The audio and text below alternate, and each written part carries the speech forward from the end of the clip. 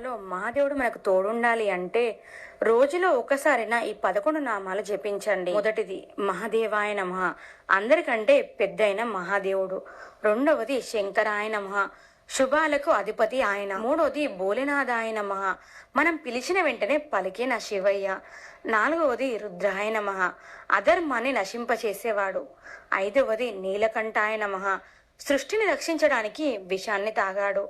ఆరవది నటరాజాయ నమః, బ్రహ్మాండంలోనే నాట్యం చేసే అతను.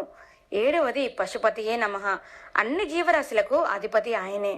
ఎనిమిదవది త్రిలోచనాయ నమః, అతని మూడో నేత్రం భస్మం చేయడానికి జ్ఞానానికి ప్రతీక. తొమ్మిదవది గంగాధరాయ నమః, గంగా ప్రవాహాన్ని సైతం తన జటాయులతో ఆపగలిగిన వాడు. పదవది అర్ధనారీశ్వరాయ నమః, స్త్రీ పురుషులు ఒకటే అని తెలిపే తత్వం.